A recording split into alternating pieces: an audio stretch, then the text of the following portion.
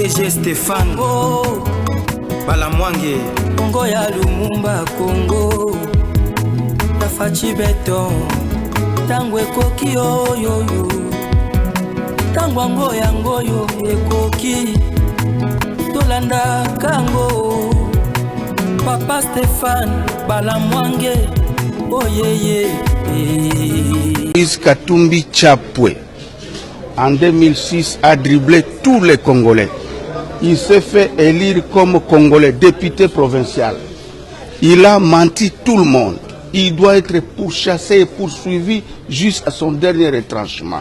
J'encourage nos amis, les opposants d'ensemble, qui sont en train de l'escroquer à souhait, parce que c'est l'argent de la population congolaise, qu'ils continuent à le faire jusqu'à ce que cet argent va s'épuiser. Bien, merci. Botali vidéo au Elongona Bissou. Donc il n'y a plus question de polémiquer. Parce que dans un match de football, à un certain niveau, il faut aligner tous les joueurs au sein d'une équipe pour qu'à la fin du match, Bilobela et Zalate que non ba poli parce que Messi a Zala quitté, parce que Cristiano a Zala quitté. Moi, je dis coup de chapeau et merci beaucoup pour l'intelligence et la sagesse à cour constitutionnelle. Awa siko boyoka Dieudonné Kamuleta a sali nini et Dieudonné Kamuleta a fait la communication à Kolobela biso bayi Kongomani pona nini alekisi bakombo nyonso oyo ezali kotungisa bayi Kongomani. Ba Congolais bazelaki ba disqualifier Katumbi parce qu'il est étranger. Naïté Montonalobi que Katumbi est étranger, c'est Kokoniangi qui a travaillé avec Katumbi, qui connaît bien Katumbi, qui vient de dire que Katumbi est étranger. Ce n'est pas moi. Mais la Cour a quand même accepté d'aligner Katumbi. Siko a donné Kamuleta à parler. Et le chef de l'État, Félix Antoine Tshisekedi Tshilombo aussi, en direct, a aussi livré sa pensée. Yakoloba que Soki Oaleki Oba aligné Tala Makambu Tshisekedi dans le Bibozo Kango Siko, en exclusivité avec Jésus Ankole. On ne chante pas la victoire avant la guerre. Les camps Katumbi, Babini, Basepeli, Bameli Masanga, pour eux, Bamoni que le col à la Cour constitutionnelle et valider candidature à Katumbi, il faut faire la fête. Alors, la question est celle de savoir. Lelo a commis 26 candidats. Avant, Bazalaki 24, parce que ba repêché ba candidature à Batumi Balé. Ba commis 26 candidats au bazar na course. Alors, la question est celle de savoir pourquoi du côté à Fayoulou, ba sepeli ba binité parce que ba valider candidature naï. Pourquoi du côté il y a Théodore Ngoyi, il n'y a pas eu la fête. Kaka et pas Katumbi ba aliko bina ba aliko mela parce que candidature naï l'équipe. Pourquoi? Parce que il savait, Wapi, il avait la crainte, il y a Koebake, à éviter ce cas qu'on les cobia, à kolekate, le col à baleki, il faut fêter. Tokoeba makamunyo soir. Maintenant, Bande Koboali Kotalangai. La CENI a fait son travail. Yakoyamba Mikanda ya bato nyonso ba o ba sepela ki kozala ba candidat président de la République. Seni etali Mikanda nyonso etindi na cour constitutionnelle.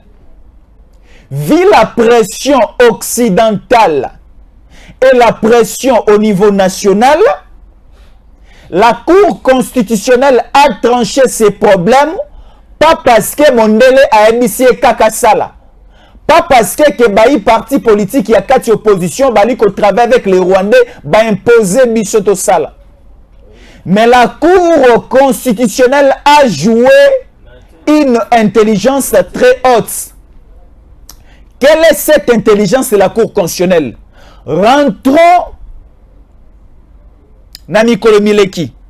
Dans la Bible, dans une maternité, il y avait une maman à Botimouana.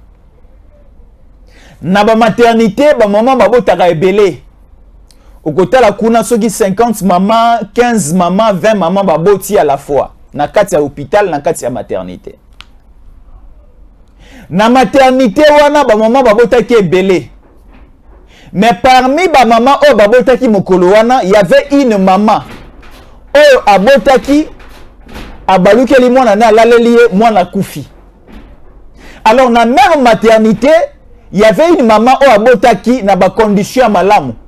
Asali mwa moke déplacement, maman oh mwana na akufaki aibi mwana ya maman mususu a remplacer mwana ya kokufa esika mwana ya malamu azalaki. Maman o asalaki déplacement tango aye akuti na kati ya mbeto likolo ya mbeto amoni ke mwana tikaki malamu akuti ya kokufa. Atali pe longi ya mwana se longi ya mwana na eti. Ake kota na mbeto muso abike no mais mwana na ngai nde ye ba déplacer azalaki na mbeto na nga ba ye na ye aw et créer dissection. Maman o amoyiba lobike mwana ya ye. Maman o kolo mwana azali koloba ke mwana ye dissection na kati ya maternité. Lokola pe mwana o aussi kobotama elongi ezalaka vraiment identifiable makasité. Ezalaka vraiment identifiable makasité. Alors esenga ki bazuzi ba kende ko trancher problème. Tangu ekoma ki pa bazuzi. Zuzi azongisaki mwana epa akolo mwana te. Zuzi azongiselaki mama moboti mwana na ete. Et Zuzi pe azongiselaki moyibi mwana o yaki na maboko te. Zuzi asenga ki tokata kaka mwana na katikati. Yo zwa itemi, yo pe zwa itemi. Moïse Katumbi a besoin que ce Congo ekabwana na katikati parce que azana ya tel avantage moko ya bayi Congomani yo bako kabwana biteni na biteni te parce que ezali mwana o ya botite parce que zamboka na ete. Na silisi na onte na komi pe na place na linga la kendete. Toujours dans la Bible, il y avait un certain grand juge reconnu. Na Bible mobimba répondant au nom de Pilate. Pilate a tranché le problème. Pilate a signé l'arrêté pour crucifier Jésus sur la croix. Et les gens de l'époque ont accepté Yakopona Barabbas à la place de Jésus. C'est la question aussi de la République démocratique du Congo aujourd'hui. La Cour constitutionnelle est sali le frangé. Yakoloba ke o azali koloba. Bon siko mwana otokate na katikati. Siko c'est maintenant la question la population ya koganga koloba non. Mwana tokate na katikati te. Mwana ifoto zongisela na maboko o yaza ndeko na biso o azama kila na biso. Nani azama kila na yo population? Katumbi viendra pour diviser ce pays et morceler ce... Je vous l'ai dit. Alors, ba Congolais mosusu bakuta ina ngai to sololi na bango même ya poto ba bengi ngai balobi Jésus encore le to sepeli. To sepeli pourquoi? Parce que mbongo na biso oya ba minéraux ba iba pendant plusieurs années tokolia bango yango na campagne électorale. Oui. Katumbi va essayer de distribuer de l'argent, de disperser de l'argent, et les Congolais sont prêts. Il y a ya Katumbi parce que ce n'est pas l'argent de Katumbi. Et ça, solo ya bayi Congomani, oyo ba étranger bauta na ba différents pays, na ba différentes nations, baya kovanda na mabele ya Congo, bayiba mosolo na biso, c'est maintenant l'ère Yakobote la bango mosolo wana. Et j'ai accepté même, et j'ai beaucoup apprécié maloba ya Joseph Kokonyangi, ancien ministre à urbanisme et habitat. Alabi batonyo so baza pene ya Katumbi bali ko sepelate parce que bali komona ya une bonne vision et pas à Katumbi. Bali ko sepelate parce que Katumbi aza Kongomani. Mais basali ko sepela parce que bali ko fiba mo solo et kino mbongo ya Katumbi ko sila to sengi na bato basala kaka wana. to sengi na ba Francis Kalombo bozala kaka wana oza moimboka oza congolais de père et de mère liambongo ya Katumbi tie kosila parce que ozui mosolo na yo lokola avocat au plaidoyer que Salim Moussa dans la cour constitutionnelle. Oui, tu as eu ton argent, on t'a payé, tu étais rémunéré. Donc maintenant, il y avait 3 points. Le premier point, c'était le travail. Il y a Seni Yakoyamba Mikanda. Seni Esilisi Moussa Nango. Et le Kisi Katumbi. Et le Kisi Mukwenge. Et le Kisi Batone Sobazana Maboko Salité. Obiso Tolimi Kotike la Bango Kaba Kambati. Et il y a une cour constitutionnelle. Cour constitutionnelle dit donner Kamou le Taza Moto. Azana Malamu Pazana Mabenaye. Aza Akukipe Kosala Erreur. Aza Moto.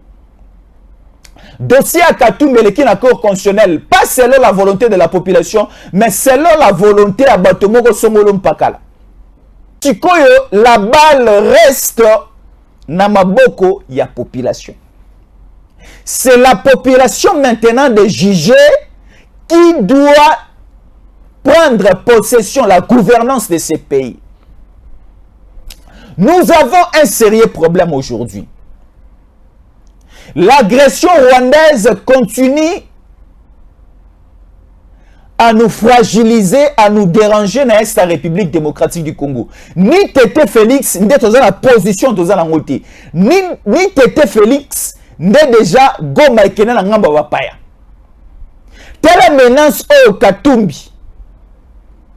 Ndenge va menacer la République démocratique du Congo. Yakolobake, lelo soki candidature à Katumbi balongoli yango. Lelo soki la loi de père et de mère eleki. Bako tumba mboka, bako yana sizo, bako diviser mboka, mobule kokota na mboka, toyoki yango biso na matoi na biso. Est-ce que moto abwaza moto akopesa maki amema yango na maboko? Moto ya mobulu bapesa ka maki amema te parce que maki kokoma plateau na yango mobimba na destination te. Mais avec l'agression rwandaise, Oyo et Oumeli Makasi, plus ou moins 3 décennies na Katieko le Congo. Dans l'est de la République démocratique du Congo. Kagame et Museveni, il y a une complicité des pays de l'est de l'Afrique et aussi les Occidentaux, y compris les Américains, Bazali qui menacer la République démocratique du Congo dans sa partie est pour essayer de balkaniser notre pays et de prendre aussi une grande partie de la République démocratique du Congo en citant, nous citons la province du Nord Kivu, il y a quoi annexer en Rwanda. Et plan O est connu de tous. Et Tshisekedi a tellement le plan O et de A à Z. Mais la personne qui est bien préparée pour venir accomplir le plan des Occidentaux, le plan de l'EAC, le plan des Rwandais tant attendu, c'est Katumbi. Je mets ma main à couper une fois Katumbi, président de ces pays, Goma est comme la Ngambo et Rwanda. Goma sera déclarée la capitale rwandaise.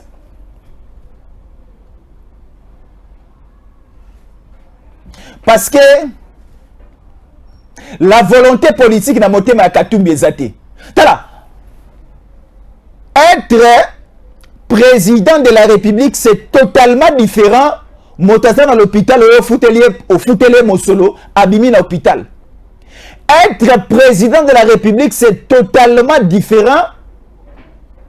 Motaza na morgue Mosolo ya kokunda ezalite, moi difficulté za na niveau ya libota, yo Katumbi oye okundie bembe o esali 6 mois na morgue. C'est totalement différent. Moi, mes voisins na yo. Azana mosolo roke nango kela cité. Yo zu mosolo na kesi na yo na libenga na yo. O futele kela si babetelo maboko honorable, babetelo maboko président futur, président de la République. C'est totalement différent. Avoir un cœur de la volonté politique comme Tshisekedi et avec tous ces 25 candidats qui sont en face de Tshisekedi. Aujourd'hui, la liste maintenant est s'accroître encore. Nous avons maintenant 26 candidats. Je vais vous lire les 2 autres candidats. Likolo a 24 candidats au Bazalaki déjà. Voilà, bien merci. Je vais vous donner quelques noms parce que dossier tango et la Cour constitutionnelle, on a essayé de repêcher certains noms. Et ça dit finalement 26 candidats. Voilà. Présidentielle 2023. Contentieux. Finalement, ce sont les 26 candidats présidents de la République qui ont été validés lundi par la Cour constitutionnelle. Sur les 24 candidats validés, des nouvelles candidatures ont été repêchées. Il s'agit de celles de Joël Billet et de Enoch Mbila. Donc, il y a des candidats, il y a 24 aussi bazalaki. Moi si moko, na mobali moko bae likolo. Donc, et ça sur les 26 candidats présidents de la République, il y a des candidates. Il y a Marie-Josée Fokou et Joël Billet. Au total, ça fait 26 candidats de la République. Président. Bango de Tokena, bango ti le 20 décembre. Alors, la responsabilité est maintenant entre les mains de la population. La population congolaise, nous devons tous se trancher et voir qu'est-ce que nous devons faire et qu'est-ce que nous pouvons faire pour essayer. Merci. Il y a quelqu'un qui nous a écrit: nous risquons de perdre la République démocratique du Congo. Nous risquons de perdre la République démocratique du Congo parce que la Cour a fait ce qu'on n'attendait pas de voir. Mais la Cour a fait quand même son travail. Je l'ai dit ici. La responsabilité, c'est entre notre main. Et hier, Bandeko Obazwa Kingonga Kotala Ngai, j'avais parlé dans le parc Virunga. Le parc Virunga se trouve au niveau du Nord Kivu, dans l'est de la République démocratique du Congo. Et le parc Virunga est frontalier de Rwanda et de l'Ouganda. Et le parc Virunga, c'est le plus ancien parc de l'Afrique et le plus vaste parc de l'Afrique en général. Du point de vue superficie et du point de vue aussi nombre d'animaux qui sont à l'intérieur de ces parcs. Mais au niveau du Rwanda, il y avait un plan déjà bien établi pour essayer d'entrer au niveau du parc Virunga comme espèce animale na biso nyonso, et par le canal il y a parc Virunga et Kibumba sera tombé et en prochaine position et la ville de Goma aussi sera tombée. Mais la surveillance numérique de notre armée est celle qui est repérée entrée par les satellites radars et drones. Il y a entré, il y a un groupe rebelle au sur les terroristes. Et bangone sur balala qui m'a calé. Parce que jour et nuit, Kagame est en train de réfléchir. Mais motema makasi ya Tshisekedi oya kotike la ngai fait vert. Lokola Kabila tike la kingana ko contrecarrer en ndenge nini. Pendant plus ou moins 5 ans, Kagame a essayé de réfléchir pour essayer de renverser l'intelligence et la diplomatie, la technicité, l'intelligence, la sagesse de Tshisekedi. Kagame n'a pas pu arriver à faire tomber Goma, à ravir notre territoire de Massissi, à ravir aussi l'entièreté de notre province du Nord Kivu. Alors, est-ce que vous êtes sûrs, est-ce que nous sommes sûrs, vous et nous, toi et moi, qu'à la tête de ces pays, un certain Moïse Katumbi, Mokanabisu et Kozalaka na 26 provinces oyo. Katanga et Kozalaka na monene na yango, non, il faut qu'on se le dise. Qu'on se le dise. Toyebani mitema. Donc c'est-à-dire, na mabota na biso tango to bota makane tango pe to kola ka toyebanaka. Ndeko na nga mobali o faiblesse na ezalaka balakisaka mbongo te. Ndeko na nga mobali o soki olakisi mbongo ko umela te ko limwa. ndeko na ngai moi so azalaka mwa moke mobulu ya mibali soki na na invité na ndako na ngai avandi ndako moko na mobali na ngai ça risquerait que lokola mobali na ngai pas azalaka mwa moto akokoisama liboso ya leki na ngai ya mwasi. Alors leki na ngai ya mwasi azalaka musika nga pe na vanda musika. Leki na ngai ya mobali tellement maboko ne ezalaka mwa milai na kotinda course mbongo te kende ko biselanga mbongo na banque parce que mbongo na ko ya mobimba te toyeba na biso na libota. Alors au niveau de la République démocratique du Congo, biso population il faut toyeba pe ba politique na biso toyeba pe ba conju o ba yali ko luka bakamba biso na o esi bakambi biso luka koyeba fayulu a fonctionner ka ndenge nini luka koyeba mukwenga za nani asala ka ndenge nini luka koyeba Katumbi luka koyeba Tshisekedi malamu lisusu mais Tshisekedi si toyebi ete luka koyeba Theodore Ngoi luka koyeba balikiliko bayeba set kikuni to luka koyeba bango déjà siko soko yebi bango te talaka ngai mingi landaka ngai mingi ou bien benga nga na téléphone tala soko lingo yeba ba soto ya Katumbi soko lingo yeba ba soto ya Katumbi benga ngai benga nga na plus 243 81 57 23 188 benga nga na koyebi so bo soto na ye soko aliko bimana ndako okangi ndako no na clé bati kaka clé ya ndako a n'importe qui te sinon te kwa kokuta valise na yo bomengo no tiki na kati ya ndako nyonso wa vide yango parce que otiki clé ya ndako à un inconnu à une personne oyo aza na confiance ko pesa clé ya ndako te ya kolakisa bomengo te ndeko na ngai ya mobali babalaka mwasi mpo na sentiment te ndeko na ngai ya mwasi bandimaka mobali na libala mpo na sentiment mpo na kike me balingaka mobali ntango otali observe yo omoni ke non oyo aza mpa mobali ya vi na ngai ndeko mobali yo mpe ntango ozali kokende kolula mwasi oluli ye kaka kosuka na pamba na kolula te étudier mpe comportement na ye otala estce lolenge ya mwasi oyo tokovanda na ye tokobota na ye bana mpe foyer na biso ekozala ya kovanda.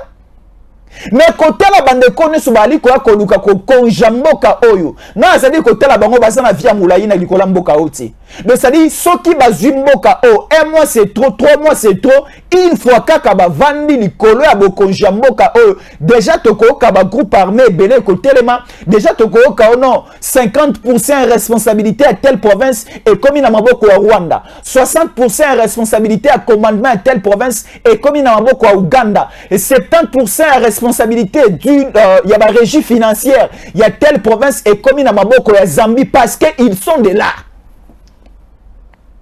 Nous allons voir des Italiens qui vont venir ici comme un certain ambassadeur italien à Koufan en 2021 au niveau ya Nord Kivu na Goma aké na kati ya bakare minier toi un ambassadeur na kati ya bakare minier oké kozwa lisasi oké na ko lukanini l'ambassadeur ton travail c'est ici à Gombe ici à Kinshasa bureau ambassade na yoza kuna au niveau ya bakare minier toi un ambassadeur tu étais parti faire quoi chercher quoi un ambassadeur italien mort ici à Kinshasa non mort ici à Goma au Congo na 2021 kena ko lukanini.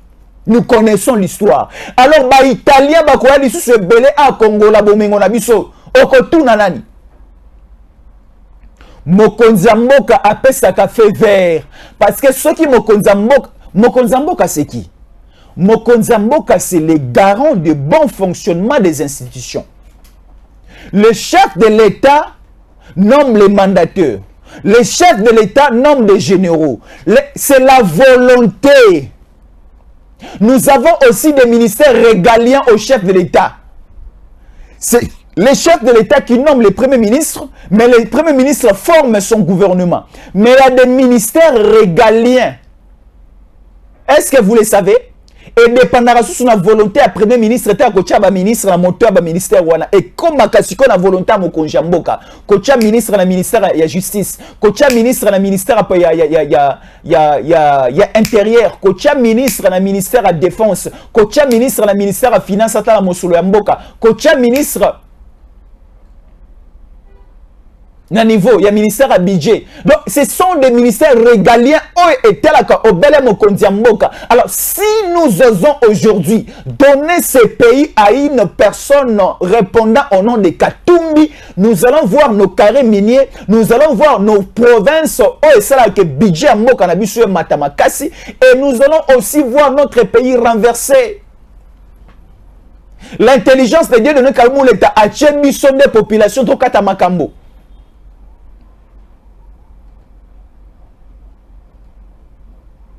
Une fois, je suivais les matchs de Real de Madrid et de Barcelone.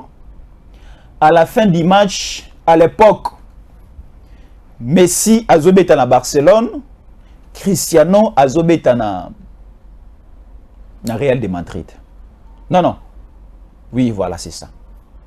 Messi a zobeta na Barcelone, Cristiano zobeta na Real de Madrid. Lors d'un classico, les autres sangisa Barcelone azobeta na Real. Et tombé que Messi a une blessure à beti match wanate. À la fin du match, Real de Madrid a gagné Barcelone 3-1. Real de Madrid a gagné. Ba supporter si à Barcelone na suka balobi. Soki Messi azalaki. Ne Real a gagné biso Barcelone te. Cristiano Ronaldo a donné. Parce que Messi a zalaki te. Soki Messi a zalaki, de Barcelone a gagné. Là, c'était le match aller. Dans le championnat Espagne Liga. Dans le match retour, Sikoyo. Blessure à Messi, c'est Silaki. Abanda qui peut déjà kobeta. Azonga qui peut déjà au point. Dans le match retour, na kati à Barcelone. Messi a un terrain, Cristiano Ronaldo a un Real de Madrid, à l'Alissi Makale Kale, Messi na équipe na en pleine forme, c'était 2-0. À l'époque, c'était le coach Zinedine Zidane. Batela football bali kolanda mamanali koloba. Bali koyeba. Donc cela veut dire quoi? Soki balongola ki Katumbi. Et l'inga ko koma Tshisekedi a gagné ma 2023 parce que Katumbi a zala quitté. Tshisekedi alongola ki Katumbi parce qu'il avait que Katumbi alinga ko choqué sur terrain. Siko totiki bino nyonso na ba Cristiano na ba Messi na ba Benzema na ba Mbappé na ba nani bino so bokota na terrain. Totala siko makasi na makasi ya moteza wapi. Totala public ekoyembela nani. Siko public bako jouer plus na VAR na vidéo. Total a siko le passé à battu eza wapi. Natal effectivement est-ce que joueur azali ko betelanga za joueur nanga ya motema. Est-ce que joueur au engagement na kata terrain eza pour équipe nanga la soutenaka et gagner? Non, Katumbi ne jouera pas pour que ce pays ait que de Dibosso. Katumbi ne va pas mettre son cœur, son âme, son esprit, son corps au profit des Congolais et au profit du Congo. Jamais. Nous allons perdre nos provinces, nous allons perdre notre dignité, nous allons perdre notre indépendance, nous allons perdre notre autonomie avec Katumbi à la tête de ces pays. Katumbi a une femme étrangère. Lui-même est étranger. Ce n'est pas moi qui le dis. C'est Joseph Kokoniangi. Ce n'est pas moi qui le dis. C'est Alexis Tambo Mwamba. Ce n'est pas moi qui le dis. C'est les bâtonniers.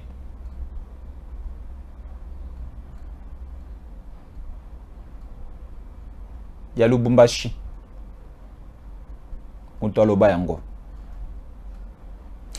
ne peut jamais donner à n'importe qui la responsabilité du pays. Tshisekedi a suici Batebele Mitema na premier mandat naïe. A suici Mindele Mitema, a paralysé Mindele Mitema. Ce que Mindele balobi, Tshisekedi a le quoi mwana kisimbi. Mwana moko bazo comprendre été. Mais ce que ezalaka mwana soki a leli opesi moi libele atiki kolela. Moi na leli opesi moi bombo atiki kolela. Mais kanda kolela Tshisekedi et si la raté na bombo et si la rappel na libéralité. Donc ba manœuvre nous so bali ko créer pour essayer ya ko faire à jeune ya ko mettre à terre, ko mettre à genoux la population et la République démocratique du Congo comme il le faisait à l'époque de Kabila. Ça ne passe pas avec Tshisekedi. Tshisekedi a comme le quoi qui simbi pas na bango. Si comme on a les cas qui le week-end, les samedis, au niveau OIA.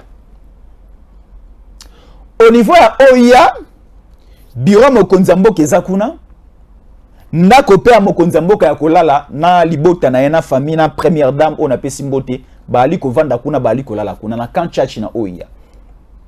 Et ça, moi, Simoko Aye. Soi-disant, elle est policière. Qu'elle avait une audience, un rendez-vous, Yarokutana Mokonzamboka. Là, c'était la semaine passée. La dame aussi est entrée. Bolandi a la tango koki RDC avec Stéphane Balamwangi.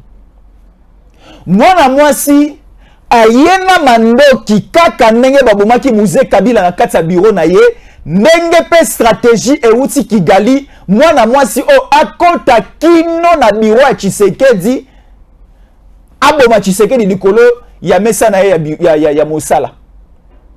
Stratégie et outil États-Unis, stratégie et outil na Occident, stratégie et outil na EAC na Rwanda. La même stratégie mise en place à l'époque, on a parlé des membres pour aller tuer Mouzé Kabila.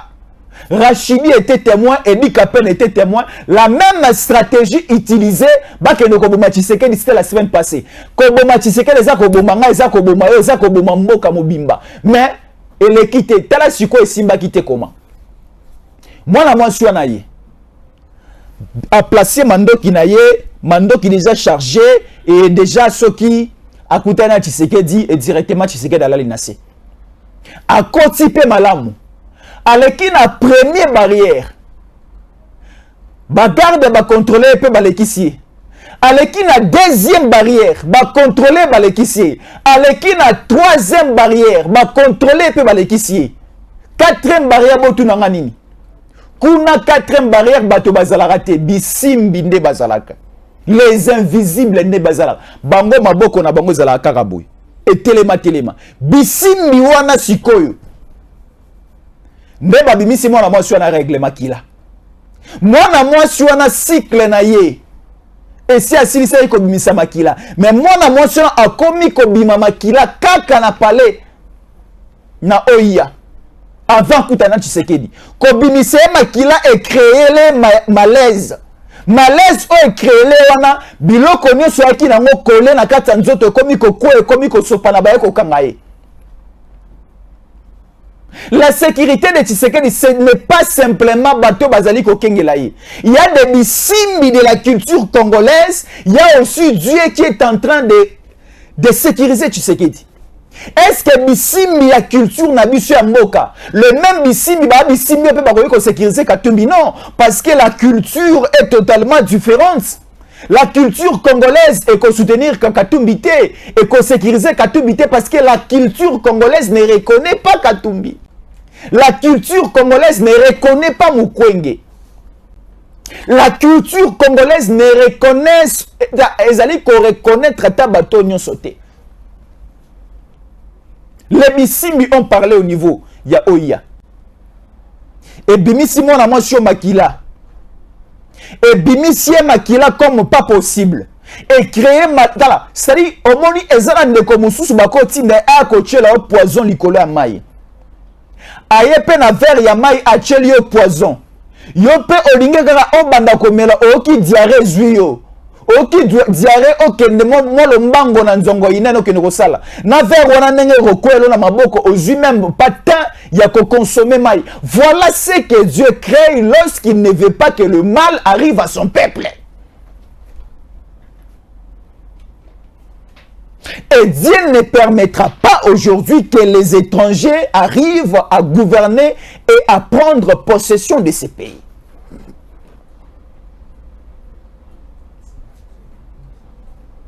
Jamais. Et très jamais alors. Dieu ne va pas permettre. Et les Bissimbi ont parlé. Les Bissimbi ont réagi. Et ces Bissimbi, et c'est Dieu, le Dieu de cieux et de la terre, le Dieu de Fumukimbangu, le Dieu de Kimpanvita, ton Dieu, mon Dieu, va continuer toujours à parler à notre place et à la place des Congolais. Nzambatika bana na eti. Parce que bitumba oza su bitumba politique te et comme bitumba moko spirituel. Est-ce que vous connaissez Nabucodonosor? Vous connaissez l'histoire de Babylone? Il y avait une guerre, un conflit à l'époque entre le Philistin et l'autre camp. Il y avait aussi un conflit à l'époque de l'Israël. Un grand homme debout devant un petit monsieur David. Il s'appelait Goliath. Mais juste dans Libanga Moke et la lisa Goliath. Nous, le petit monsieur. Bana kaka o batongaka mapapa batiaka sirage. Bangonde bako botola mboka na maboko ya bapaya bakozongisela yango epai ya bayi kongomani. Toali ko benga ba shege, toali ko benga bana ya sirage. Bande kona biso bayaka, bande kona biso baluba, bande kona biso ba Congo, bande kona biso ba Swahili. Bande kona biso bantandu, bandibu, bande kona biso kuna na Gemena, boali ko tala biso. Bande kona biso kuna na Kanyabayonga, bande kona biso banande. Bande kona biso kuna na Manono na Katanga, bande kona biso na Bujala, bande ko bali ko tala biso na Sandoa, bande ko bali ko tala biso na Kolwezi, boali susu wapia bona Chikapa, bande ko bali ko tala biso na Katakokombe na Dibaya, bande ko bali ko tala biso na Ingende, bande ko bali ko tala biso na Lufutoto na Congo Central, bande ko bazana Sioni, bande ko bazana Mayombe, bande ko bazana Luozi. Boza de partout dans la République démocratique du Congo, nous allons tous participer na processus électoral, surtout le 20 décembre. Bisononso naba irna naba bureau de vote, allons tous voter. Essayons maintenant ya ko rendre au biso banaye ko zela cour constitutionnelle et rendre. La Cour constitutionnelle population congolaise et banaye kozela à suspendre, à déclasser, à boire qui s'amikanda à bateau nyonso. Mais cela n'est pas arrivé. Mais biso siko neto ko matérialiser. Moi j'ai ma carte d'électeur. J'ai ma carte d'électeur. J'ai mon passeport, j'ai ma carte d'électeur, j'ai presque tout. Je vais suspendre. Voilà, ma carte d'électeur est là.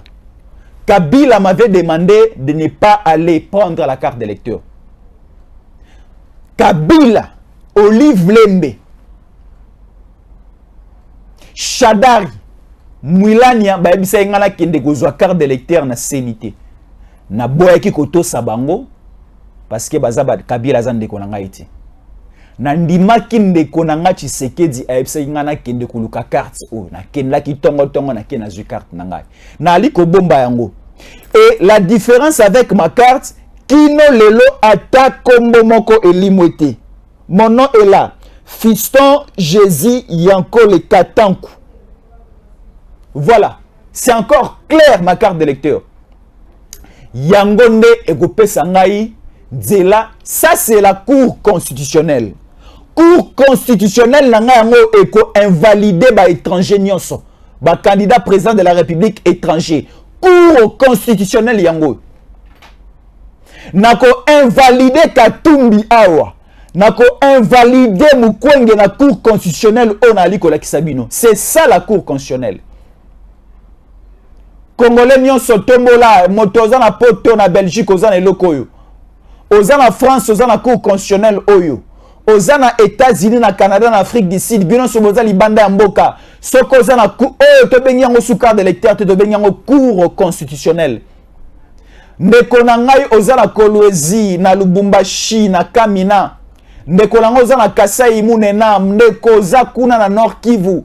Olingi guerre ici la bimisa Cour constitutionnelle na lokola ngai. Sanctionner ba étranger nyonso oyo. Baza ba de père et de mère te na Cour constitutionnelle oyo. cour constitutionnel oyo nde eza cour ya suka, cour ya lola, yango nde ekosanctionne bango nyonso. Ekolamusanga tongo le 20 décembre, un certain mercredi na sukoli avana kende. Na chepe moi parfait na nga na bimi na démarrer mutuka na ngai. Na eti na centre de vote, na loki bureau de vote na ngai ndenge seni ekopesa ngai nzela. Na ke na sanctionné na cour constitutionnelle oyo, na invalidé Katumbi étranger, na invalidé batone so baye na projet ya mibali babala na bango na bango basi na basi babala na mobali abala na mbwa mwasi aya kobala na nyama ya mobali na ko invalidé batone so na mokanda oyo to benga cour constitutionnelle. Soki pe opposa nango tombola komela nga ngo na commentaire je suis encore na tomboli na lobby. Situation à Est, la République démocratique du Congo.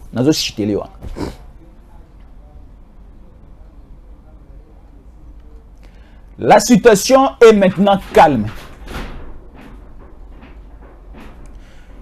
Moto Akoko Sabinote. Kibumba est sous contrôle. Ya Kinshasa, ya ba FARDC. Ba M23 balinga kiba meka. Mais c'est simbité. J'ai suivi un tweet, j'ai lu un tweet de Martin Fayulu disant que Kinshasa, Bali Komata, Bali Kokita, Bali Komela, pendant que Goma, M23 baza pembeni ya kobotola yango, Bali Koko Sabine pas bayi politique, Bali Koluka message à ko séduire dans nos populations. Goma, Kibumba, Kichanga, ba localité non sont environnantes. Oza penepeni ya Goma, oyo ko pesa accès na ba iniba ya koboto la biso yango, eza sous contrôle na biso. E ko pesa bango nzela te. Donc, Kichanga, Kibumba eza sous contrôle. Bien sûr que notre parc Virunga eza qui attaqué, mais munguna koma ki na destination makanisi na été. Exécuta qui pensait na été. C'est sous contrôle. Et FARDC renforcé encore. J'ai vu 3 avions affectés et même plus ou moins 5000 militaires balongo Kinshasa en provenance de Kitona. Bakero renforcé, bande collaborateurs sur le terrain. Donc la situation est calme. Et comme la situation est calme, tout ce qui va continuer à la pongité. Bala la paix pongité, pour la rapé pongité. Va continuer à sala.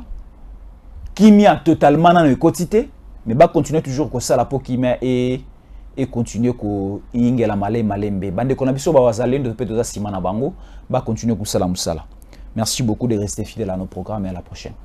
DG Stéphane Balamwange Congo ya Lumumba Congo Tafachi Beton Tangwe koki yo yo yo Tangwango yango yo ekoki Tolanda kango Papa Stéphane Balamwange oh yeah yeah